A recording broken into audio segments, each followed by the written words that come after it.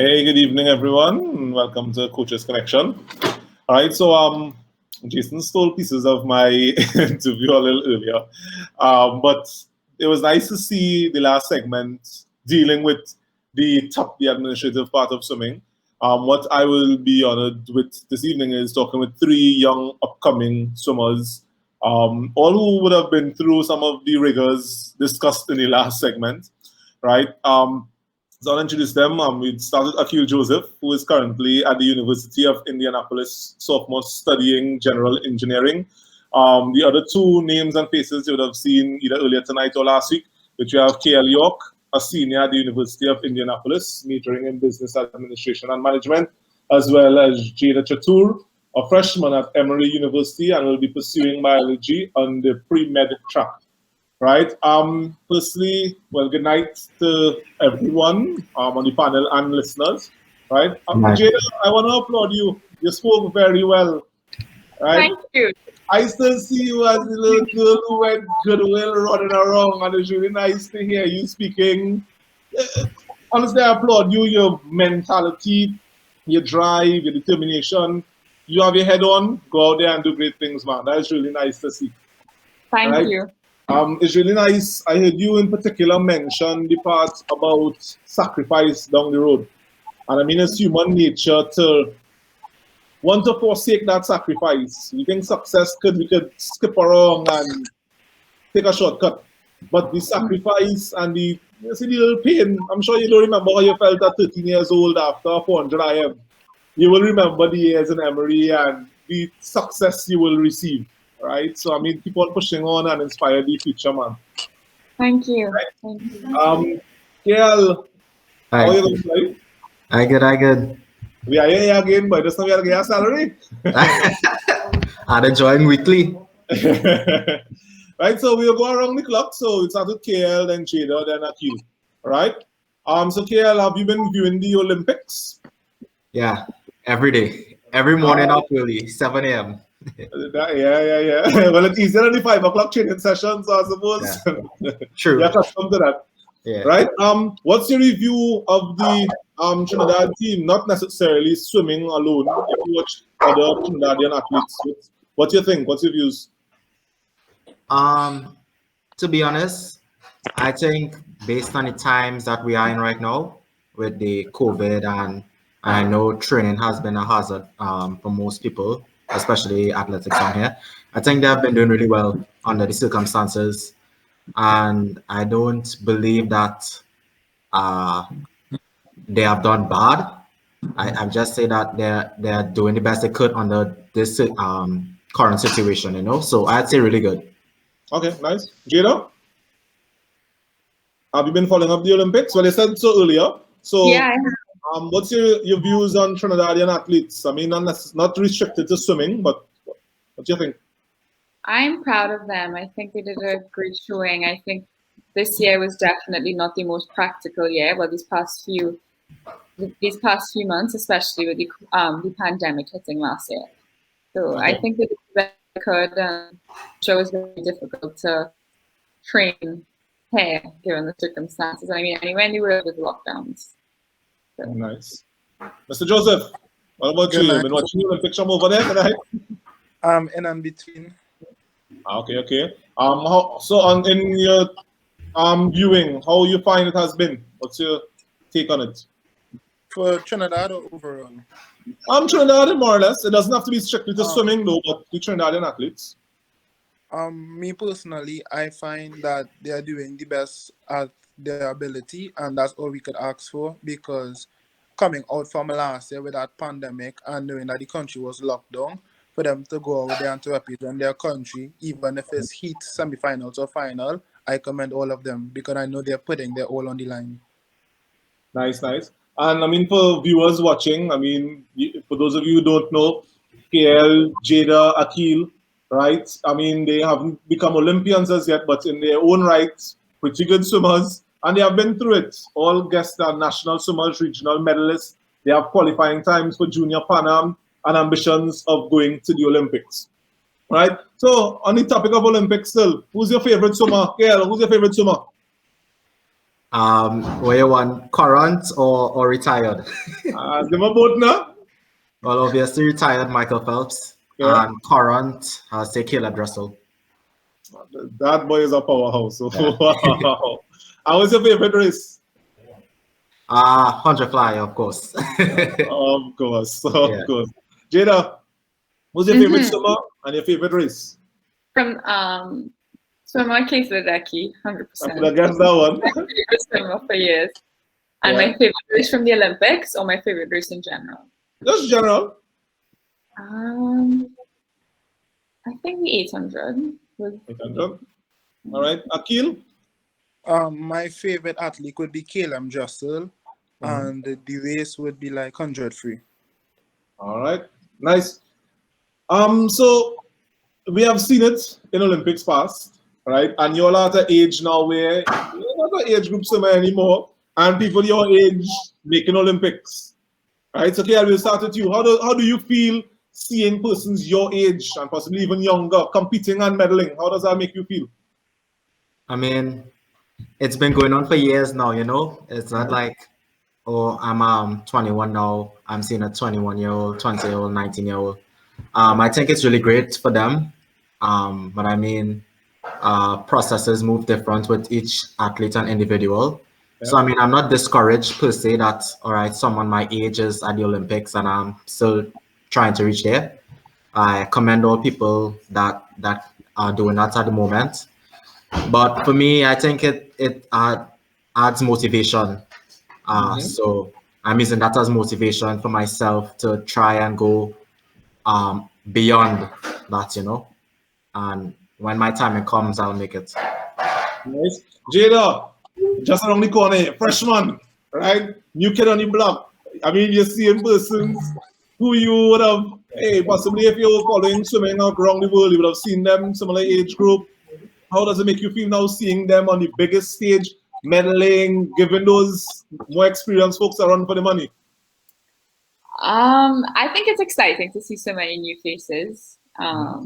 But also it doesn't make me feel discouraged in any way about not about being the age, but I'm also seeing 27-year-olds and people in their 30s going to the Olympics. So I don't think there's a time limit. Okay. But watching the young people, it's exciting to see. It's really exciting. Aqeel, how about you? Me personally, I take it as an encouragement because it not only shows that not because you're young and you're inexperienced that you could let someone who is either 3-time gold medalist or how much time Olympian beat you. That just shows you that yes, you're young, yes, you're talented, and you're just showcasing your talent on the largest platform. Nice. The reason I asked that question is because, I mean, I know three of you will have aspirations of competing in the Olympics, right? And your answers varied around the exact topic. I was thinking that don't ever put a limit on your talent now, right? You would see persons make Olympics first time in their 30s. They go on to do great things, right? And it's just the message that, hey, you know what? Once you believe, right, you ought to see it up here, you ought to want it, and it's yours, right? I mean, I watched a lot of the backstories. So you would hear, I was watching the guy who broke the 400 hurdles record last night. Oh, I think that was the best performance I've ever seen in athletics by a human being. Hands down. That to do 45 in a 400 hurdles, it was fully inspiring. And you're just watching his backstory, right? So I would watch a lot of the outside what happens on the track because too many times we place emphasis on thinking that the athlete is the only person that's on the track. And I realized that there's so much more that made them besides what they show in the pool now, right? So would you all say you all have seen or heard anything through your viewing of the Olympics that has so inspired you or helped you in your mindset preparing for Junior Pan Am or Olympics in the next 4 years? Kael, what's that? So actually, I saw a tweet like 20 minutes ago from it was a tweet of Elaine Thompson. Yeah. She yeah. So in March, I think it was March, like March 5th, she wrote down her aspirations for the year. And basically she wrote down her goals and she said that she wrote it down to manifest it. So like she said, she will be champion. She will go 21.5. She will go 9 point. 10 10 point. points. Yeah, Yeah, 10.5. Yeah. So she wrote down all those things, and she played the mental aspect of it, So I believe that I'll be taking that forward and writing down my goals and times that I want to do, not only for this season but going on, Yeah. and see how that goes. All right, Jada, what about you? Because I heard when Jason asked you earlier about how you deal with rough times, you gave a very good answer where positive self-talk, right? So, I mean, you saw anything throughout this Olympics? You heard anything that would have kind of left an imprint on you moving forward? I think, well, not in the Olympics, but I think in general, I think just speaking it into existence. I've heard a lot of Olympians, even at this Olympics, that's what they did. They spoke it into existence. Or I think Michelangelo, the US swimmer, every day he would have his time, I think it's like 20.9 something for a 50 free. He would have it written on top of his bed. So then every morning he'd wake up for morning training, and if he lacks motivation, he would look and he'd see it. And I think I'll try that mindset when I'm at school. If I want to go a goal set in training, or if I want to go a goal time in a meet, I'll write it down. And if I wake up for morning training and I'm like, oh, I don't want to get up, the first thing I'll see is the time, and I'm like, okay, towards. See it, feel it, believe it, then you do it. Aqeel, what about you, sir? Just to reiterate on what Jada said, it's basically the same thing. Like some people, like sometimes I would get up to go training and I wouldn't feel to train. But then I always have to remember I want my name to be like an example for the future generation to come, even if I'm dead and gone. So, sometimes you just want to leave that impact. So that are what the athletes are doing. They're just, leaving their impact. All right. And I mean, for the younger viewers, younger athletes who would be listening, I mean, you heard different motivational tactics and inspiration by the three athletes here, right? You have to find what motivates you, right? Aqeel can say, hey, Jada motivated by this, or Kael motivated by this, so I will do that. No, because I'm not going to work for him when he having an off day or when it's 4:40 in the morning and he had to go in the cold pool, right? You have to find what motivates you, right? Talking about motivation and drive, right? There's no wrong answer. You could be totally honest, right? I mean, three of you all have gone to the States to study, right? I mean, the numbers out there competing at your age is far more than you will get in Trinidad, right? But what was or is your main reason? I know, Jada, you'd have answered this earlier, right? What was or is your main reason for leaving Trinidad to pursue studies abroad? Is it academic or sport, Kael? For me, I would say both. So ever since I was young, I wanted to go abroad to study, and then the swimming aspect came on at a younger age as well. But my main reason then is just to be able to train alongside people that are faster than me or on my same level, to give me that extra drive. All right. I think that I need. Jada, yours was, you said, the options of academics out there, not having to be streamlined and held in. Yeah. All right. So, I just want the persons who weren't on earlier, you can just give us a little synopsis of it. What made you decide to go out and pursue your dreams? Yeah, I think in the States, you have a wide variety of options you can take academic-wise. You don't have to be like, okay, I'm going to study law or I'm going to study medicine. You can try everything and you can see what you want to do. And right now, I have no clue what I want to do in the future. So I think going to the States and having a good variety that I can choose from is helpful. And then with that, you also get collegiate swimming, which I've heard is very fun. And it pushes you and you meet all these new people and you can swim short course yards, which I am very excited to try. I remember hearing a saying once, how you do one thing is how you do everything. So I know the same discipline you have in your swimming and stuff. Regardless where life leads you, you'll be fine because I know you're not going to let anything knock you down or consume you. Mr. Aqeel. Mr. Aqeel. I think basically I could have done like the academics and the swimming back home, but from small, I always told my mom, like to pack your bag, you're going to the Olympics one of these days.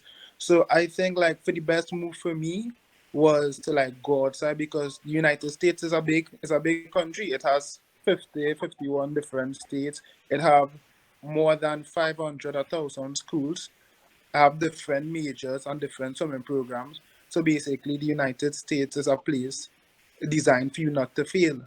If you really put your mind to it and your dreams and your aspirations, you can't fail. Nice. Well, that perfectly leads in, and that's why I asked, because it perfectly leads into my next question, right? You said it's a big place and you get more competition out there. I mean, I can't ask you Yeah. all to stay down here because the racing pool is very small at your speed, right? If we were able, back to you, Kael, if we were able to retain athletes of similar speed or faster than you, would you have been more inclined to stay and train locally? Yes. Yes. So as Aki said before, honestly, if um things were, I would say, better.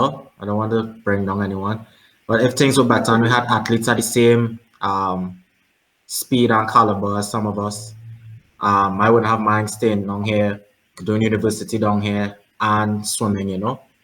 Yeah. Just having like a local upbringing. But I mean, at the end of it, I still wanted to pursue an educational way, and swim just to get that experience. Just not limit myself to just one place, if you understand what I mean. Like, Yeah. yeah, it will have the same athletes with the same speed and caliber down here, but I feel like if I go away, I'm getting a different variety of like, different set that could work for me, Yeah. or athlete that trains a specific way that I may not have known about, and I go along with it, and it helps me as well too. Yeah. So I mean, there's a lot of aspects and thought to go into that question. Yeah. But Nice. as I said, I would not have mind staying down here. All right, Jada, barring academics, right? Would you, let's say sports was it for you, right? Would you Yeah. have been more inclined, you think, to have stayed and trained locally? Were there, all right, in your distances, persons who would actually give you stiff competition and it was a nice range of y'all? Would you have been more inclined to stay local and train, or you'd still be like KL and want to experience that different coaching and setting? I think staying here might have been an option, but I I also think that life is about exposure, and I would have loved. I want to go to the States because I want to try new things. I want to come out of my comfort zone, and even though they would have had a competition here, I'm comfortable here. I'm comfortable racing here. I know the people here, but I think going away, I have to be comfortable with being uncomfortable, and I have to, adjust. And I think that is crucial in developing as an athlete and as a person on a whole. So I would have wanted to go to the And States regardless. maybe even us raising our standard, the same diversity you're looking for going out there, we could get persons coming to us for that same diversity. Because Mm-hmm. now we are a powerhouse. They want to come here to see what we're doing. Same way we go out there in search of, all right, let's see what they're doing, how it can help us. If we set our brand, same way we spoke about in the last segment with corporate, right? We set that brand, get athletes at that elite level. Persons will come. Yeah. Right? The off season, etc. They will want to come here. Invitationals have gone, the numbers have declined wholly. Right? I mean, in my days, which wasn't so long ago, we had a lot more persons for invitationals, barring COVID, of course. But yes, let's not go down that road. Aqeel, right? What about you, sir? I think drunk or sober away was my. I hope I'm not drunk. Sober. All right, Away nice. was my destination because it doesn't matter if like everyone down here was at the same level of me, where I know I just keep on pushing harder. Yeah. Everyone here is basically under the same pattern, under the same routine. Up here, you have persons from other different countries, other different regions, who, bring their style and flair into the sport of swimming and also their speed. So whereas it's easy, I think it's easier to learn from everyone where they have like different things to add in than around the same persons. If you understand what I'm saying. Yeah. I mean, the same way people. But yes, Aqeel, so I heard the point and I heard you all laughing how you all took over my show. But yeah, I mean, y'all, I mean, I'm not sure if you all would have watched episodes, so many would you all would have watched in the past, but that's the goal of Coaches Connection, where each one could teach one. And the same way, we no longer, long time, you'd have to make a trip to go away if you want stuff from the States. Now you can bring it in. And it's the same way information, technology could be imported. And we as coaches really trying to better ourselves for you all the future now. Basically, we know what is out there, we know what we lack here, and we're just trying to bridge that gap, right? From before my times, seems like after my times, we have a big issue with retention in swimming. All right. We know as persons get older, the drop-off rate is high, right? You all have still been swimming, whether it's, and that's why I brought in if it's academic or sport, right? How do you think we can encourage, Kael is still starting, how do you think we can encourage retention, right, of swimmers after they pass the years where mommy and daddy forcing them to swim, so to speak? That's kind of a complicated question because I mean, yeah, I mean, as I'm still in the sport, right? But growing up, I see multiple swimmers stop because of various reasons, be it finances, you know, being able to like buy tech suits or pay to go on teams, and they just lose motivation, you know, and just stop. That's like 15 to 17. That's around the time, you know, most people stop right after CSEC, you know, because of exams and all those kind of things.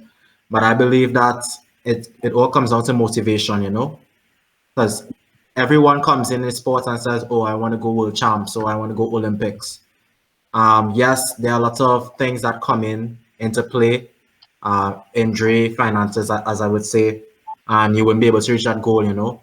But I think if someone is really motivated in their sport to go onward, I think they'll try to make these sacrifices, not only as a person but as an athlete. You know, I mean, it's rough all around, but I think the main thing is motivation. I think that we need uh, past swimmers, you know, talking to the upcoming swimmers, the 8 and unders, 9 to 10s, 11 to 12s, 13 to 14s, share their experiences and give them that drive and motivation to know that, all right, we have the talent, and if you put your mind towards it, you could do it.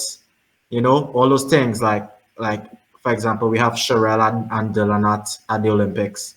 You know, if someone could organize, I know we have COVID times, like a Zoom meeting, you know, with interested athletes, and athletes are probably struggling as to whether they want to continue or not. You know, they could go forth and ask their questions, and I think all those things can help in having retention in swimming. You know. Yes.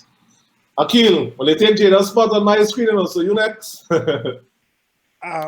Me personally, well, we wouldn't have known this from small, but swimming is a very expensive sport. Like some of us go into swimming not knowing the expenses and stuff down the line, and just simply drop out because the cost is too high, and quote unquote they don't want to spend that much money on something that they don't think they have a future in, or maybe it might be like parents, you know, forcing them to swim. So, you know, where they had enjoyed the sport, now they're getting forced to do something. And, you know, children are rebellious.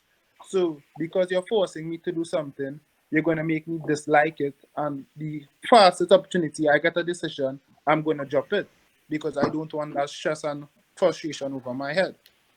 So, I think, you know, you just have to keep motivated. You have to have a goal. If your goal is to hit one Olympics, if your goal is to hit one national team, even if your goal is to be the best in the country or the best in the world, you know, despite it's going to have financial problems, you know, it's going to have ups and downs, it's going to have that breaking point, but it happens in all sports and persons survive. So you just have to push through it. All right. Jada, we saved the best for last, girl. Go ahead. Thank you. Yeah, I think I'll start. I'm not going to repeat what Kael and Aqeel say, but I'll add on. I think it's critical that at the younger ages, the children just need to enjoy themselves and have fun with these sports. Like I remember Graham in 9 to 10, he had a 50 fly. And for the whole 50 fly, he just did a one-arm stroke. But like when he touched the wall, he was just so happy. And because he was just having fun. He was having fun and he was just having a great time. My parents were like, okay, you got disqualified, but you had a good time. So I think it's in order for them to be serious when they're older, they shouldn't feel so much pressure when you're at such a young age, when you're 9, 10, 11, 12. It's now for you to get into sports and see if you enjoy it. And then another thing is sometimes it might be difficult, as Kael said, to balance academics with the sports because some people might have lessons after school or they might have to stay back and do a lab and then you're interrupting training time and then your schedule just completely falls off. So maybe the integration of sport into our education system might help. Yeah, maybe that might help. And, but I think the important thing is having the children enjoy it from young and not feel pressured, not like they shouldn't have the pressure of trying to make the Olympics at 12 years old, 11 years old, just enjoy it. And then when they reach a little bit older, they're like, okay, this might be what I want to do. They have to fall in love first. And then. And the point you mentioned there, remember persons are watching you all, right? And they are strength in numbers. So as you all go, wherever life leads you all come back home from time to time. Take part in a little meet, let the younger ones see you. Remember who you were. So you were, let's say, with 2 age groups above them. They see you now, look, Jada's still swimming. Wait, it's cool to still be swimming when you reach 20. So. And you never realize, think about when you were young, right? The things that stood out to you, the persons that impacted you, how long it lasts now, right? So Jada, this last question wouldn't be for you, but you can listen, or I'm sure you'd have gotten advice as well from your brother and stuff. But Kael and Aqeel, right? What would you say has been the biggest impact on you sports-wise the States has had? Yeah, they could start us off. Sure. The biggest impact for me at the moment is being able to have that separation of distances, so up down here we don't really have that variation of groups, like sprint group, mid-distance group, distance group. So I know certain clubs have different varieties of swimming. My club is mainly we do distance and sprint, which is pretty good as well. But I find when I go up there and I'm in certain groups, so I would alternate between sprint group and mid-distance group. It's really helping me both in my endurance aspect and sprint aspect, sorry, because I am able to work on power, speed, dives, turns, finishes on one aspect.